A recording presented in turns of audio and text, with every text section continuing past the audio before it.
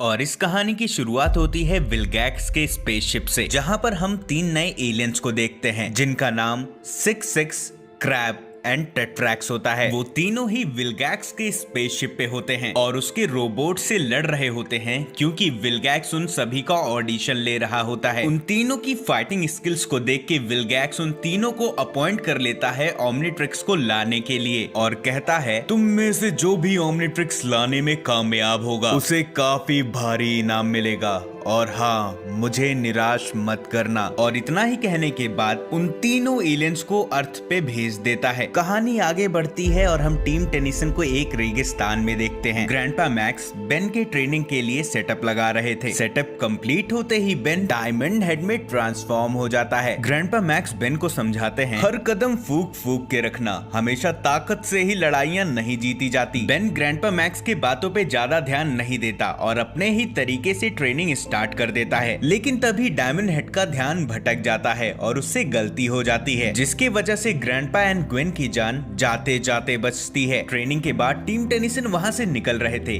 Gwen Ben के ऊपर में गुस्सा करती है और कहती है कि तुमने तो आज मुझे छलनी ही कर डाला था। बेन अपने गलती के लिए माफी मांगता है और कहता है कि आखिर में कितनी बार मैं और सॉरी बोलूं। तभी ग्रैंडपा मैक्स कहते हैं हम बस इतना ही चाहते हैं कि जो तुम्हारी कलाई पे घड़ी बंधी हुई है उसको लेके तुम सीरियस हो जाओ, क्योंकि वो कोई बच्चों के खेलने की चीज नहीं है। बेन कहता है कि आप सभी ने मुझे काम करते हुए देखा है और मैं अपने काम में परफेक्ट हूँ। मैंने इतने सारे एलियंस को तोड़ा है कि अब मेरी कमर दुख रही है। ग्वेन जवाब देती है कि तुम्हारा यही ओवर कॉन्फिडेंस तुम्हें एक दिन ले डूबेगा और जब तुम काफी ज्यादा पिटोगे तो मैं उसे देख के काफी एंजॉय करूंगी। बेन कहता है कि ये सब तुम अपने सपने में देखना। अभी हम देखते हैं कि रस बकेट खराब हो जाती है। ग्रैंडपा मैक्स उसे चेक करते हैं और उन्हें पता चलता है कि डायमंड हेड के क्रिस्टल की वजह से फ्यूल पाइप में लीकेज हो रही है, जिसे ठीक करने में उन्हें थोड़ा सा समय लग सकता है। बेन ग्रैंडपा मैक्स की हेल्प करने के लिए एलियन में ट्रांसफॉर्म होने जाता है, लेकिन उसे ग्रैंडपा मैक्स मना कर देते हैं और कहते हैं कि मैं अपना काम खुद से कर लूंगा, ऑलरेडी तुमने बहुत मदद की है। वहीं दूसरी साइड हम देखते हैं कि वो तीनों एलियंस अर्थ पे आ चुके हैं और जहाँ पे टीम टेनिसन प्रैक्टिस कर रहे थे, जहाँ पर उन तीनों में से टेट्रैक्स को डायमंड हेड का क्रिस्टल मिलता है, पर वो उसकी जांच कर पाता उससे पहले ही 66 उसे छीन लेता है। टेट्रैक्स 66 के ऊपर में काफी गुस्सा करता है और कहता है कि आगे से अगर तुम मेरे रास्ते में आए तो मैं तुम्हें तोड़ फोड़ दूंगा। टेट्रैक्स की धमकी सुन के 66 वहां से चला जाता है और बाकी के एलियंस भी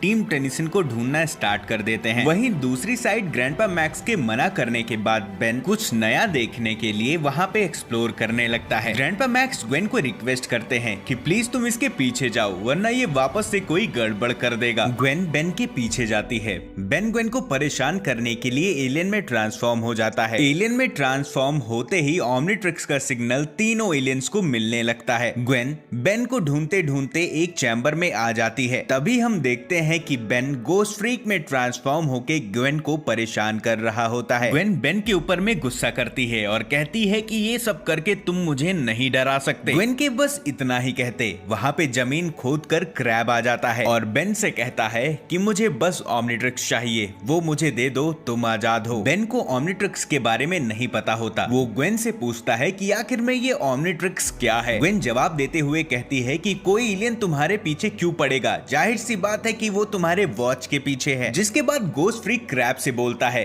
कि सॉरी, ओमनिट्रिक्स तो मैं तुम्हें नहीं दे सकता क्योंकि ये मेरे साथ जुड़ चुका है। उन दोनों में बहस छिड़ जाती है। गोस्ट फ्रीक खुद को इनविजिबल कर लेता है और क्रैब के ऊपर में अटैक करना स्टार्ट कर देता है। क्रैब गोस्ट फ्रीक के ऊपर में कुछ ऐसा डाल देता है जिसकी वजह से गोस्ट फ्रीक का प्रोटोप्लाज्म सॉलिड हो जाता है ताकि वो फिर से इनविजिबल या इंटेंजिबल ना हो पाए और खींच के एक पंच लगाता है। प्रोटोप्लाज्म के सॉलिड होने की वजह से गोस्ट फ्रीक काफी ज्यादा कमजोर पड़ जाता है और क्रैब से बुरी तरीके से मार खाता है। ग्वेन गोस्ट फ्रीक के करीब जाती है और कहती है कि तुम्हारे पिटने वाली बात मैं वापस ले रही हूँ। गोस्ट फ्रीक एक बार वापस से कोशिश करता है क्रैब को रोकने का, बट उसमें नाकामयाब हो जाता है। क्रैब क्रैब को ये सारी चीजें काफी आसान लगती हैं और वो जैसे ही ओमनिट्रिक्स को उतारने आगे बढ़ता है, ग्वेन की हेल्प से गोस्ट फ्रीक क्रैब को एक जाल में फंसा देता है। तभी ओमनिट्रिक्स की बीप भी बज जाती है और बेन अपने डिफॉल्ट रूप में आ जाता है। ग्वेन कहती है कि इस केकड़े के जागने से पहले हमें यहाँ से निकलना पड़ेगा। Gwen and Ben grandpa max के पास जाते हैं। ग्वेन वहाँ पे घटी सारी घटना को ग्रैंडपा को बताती है। तभी बेन कहता है कि बस थोड़ी देर की बात है, एक बार वॉच चार्ज हो जाए मैं 4 आर्म्स में ट्रांसफॉर्म होकर उसका कचम्बर बना दूंगा। ग्रैंडपा मैक्स जवाब देते हैं कि अब इन सब का टाइम नहीं है, गाड़ी ठीक हो चुकी है और हम यहाँ से अभी निकल रहे हैं। टीम टेनिसन वहाँ से जाने लगते हैं, लेकिन तभी रास्ते में 6-6 रस बकेट के ऊपर से घुसने की कोशिश करता है। तभी ग्रैंडपा मैक्स ब्रेक मारते हैं और 6-6 आगे जा गिरता है। 6-6 को रोकने के लिए ग्रैंडपा मैक्स उसके ऊपर आरवी चढ़ा तो देते हैं पर उसे कुछ नहीं होता, पर वहीं आरवी के सारे टायर्स फट जाते हैं और 6-6 से पीछा छुड़ाने के लिए टीम टेनिसन एक गुफा के अंदर में भागने लगते हैं। तभी वहाँ पे क्रैब भी आ जाता है और वो दोनों मिलके टीम टेनिसन का पीछा करते हैं। क्रैब बेन से बार बार ओमनिट्रिक्स मांग रहा था।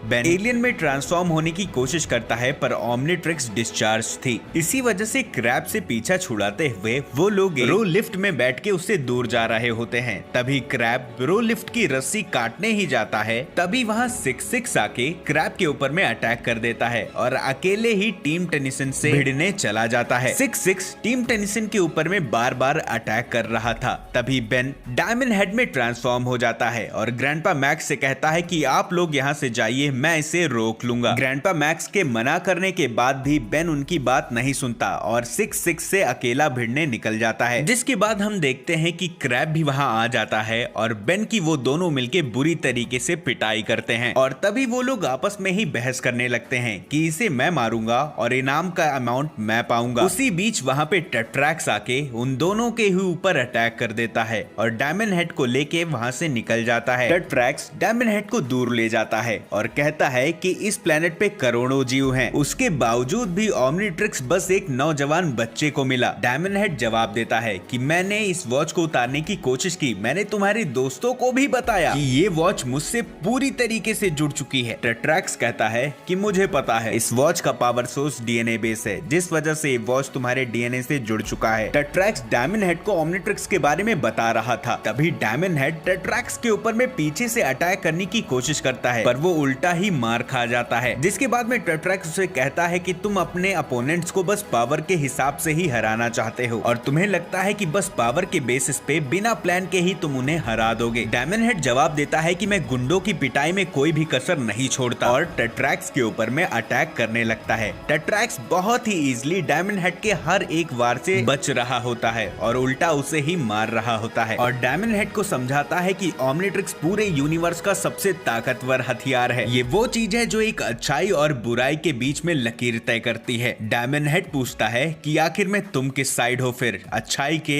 या बुराई के। टेट्रैक्स बताता है कि मेरा मिशन है ओमनिट्रिक्स को सही जगह पहुंचाना और क्योंकि ओमनिट्रिक्स तुमसे जुड़ा हुआ है तो मुझे भी तुम्हें अपने साथ ले जाना पड़ेगा। डायमंड हेड टेट्रैक्स को मना करता है और अटैक करना स्टार्ट कर देता है, जहां पे टेट्रैक्स डायमंड हेड को काफी इजीली हरा देता है और कहता है कि तुम इस एलियन की कमजोरी और ताकत के बारे में कुछ भी नहीं जानते। डायमंड हेड कहता है कि तुम्हें इन सब के बारे में कैसे पता। जिसके बाद हम टेट्रैक्स के सूट को ओपन होते हुए देखते हैं और हमें पता चलता है कि टेट्रैक्स भी एक डायमंड हेड के ही प्रजाति का है। तभी ओमनिट्रिक्स का बीप बज जाता है। बेन अपने डिफॉल्ट रूप में आ जाता है और टेट्रैक्स उसे ले जाने लगता है, पर वो उसे कहीं ले जा सके उससे पहले वहाँ पे क्रैब एंड 6-6 आ जाते हैं और टेट्रैक्स से कहते हैं हम दोनों ने आपस में डील कर लिया है, अब हम दोनों साथ काम करेंगे और रकम की राशि आधा आधा बांट लेंगे। क्रैब टेट्रैक्स से कहता है कि हम तुम्हें इस प्लेनेट से ओमनिट्रिक्स नहीं ले जाने देंगे। वहीं दूसरी side grandpa max and Gwen भी 6-6 के कब्जे में थे। जिसके बाद क्रैब टेट्रैक्स एंड बेन के ऊपर में अटैक करने लगता है। टेट्रैक्स बेन को लेके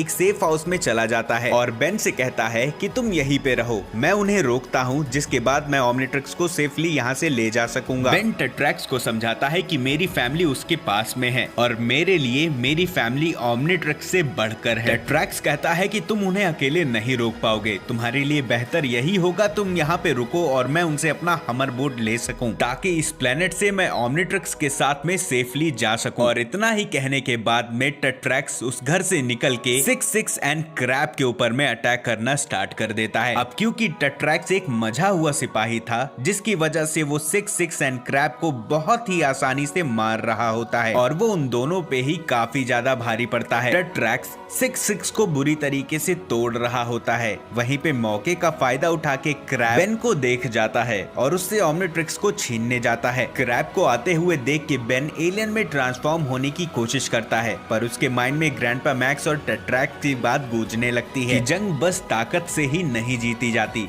काफी सोचने समझने के बाद में वो ग्रे मैटर में ट्रांसफॉर्म हो जाता है। क्रैब बेन को ढूंढ रहा था और बेन ग्रे मैटर में ट्रांसफॉर्म होकर क्रैब के ऊपर चढ़ जाता है और उसके वायर्स को तोड़ने लगता है। अब क्योंकि क्रैब एक मैकेनिकल गुंडा था, जिस वजह से वायर्स के तोड़े जाने की वजह से उसका पूरा सिस्टम शट डाउन हो जाता है और वो बंद हो जाता है और देखते ही देखते ग्रे मैटर 66 के भी ऊपर ऐसे ही चढ़ जाता है और उसके वायर्स को तोड़ने फोड़ने लगता है, जिस वजह से 66 का भी आर्मर पूरी तरीके से तबाह हो जाता है और अपने ही आप शट डाउन हो जाता है। ग्रे मैटर अकेला ही 66 एंड क्रैब को रोक देता है, बस अपनी इंटेलिजेंस के हेल्प से। टेट्रैक्स बेन के फाइटिंग डिसीजन को लेके काफी ज्यादा इम्प्रेस होता है। वो उसकी तारीफ करता है, जिसके बाद में वो 66 एंड क्रैब को एक ट्यूब के अंदर में बंद कर देता है। बेन भी अपने डिफॉल्ट रूप में ट्रांसफॉर्म हो जाता है, जहाँ पे टेट्रैक्स उससे कहता है कि मैं जल्द से जल्द वापस आऊंगा। बेन टेट्रैक्स से ओमनिट्रिक्स को लेके पूछता है, तभी टेट्रैक्स जवाब देता है कि तब तक ओमनिट्रिक्स तुम्हारे पास सेफ है और बेन से खुश होकर टेट्रैक्स उसे अपना हमर बोट गिफ्ट में दे देता है। और ये सारी कलाकांडियां सुलझने के बाद में टेट्रैक्स वहां से टेलीपोर्ट होकर अपने स्पेसशिप में चला जाता है। तभी ग्वेन कहती है कि हमेशा कूल एलियन चीजें तुम्हें ही क्यों मिलती हैं। बेन बताता है कि ये मेरा अंदाज है और ग्वेन का मजाक उड़ाने लगता है।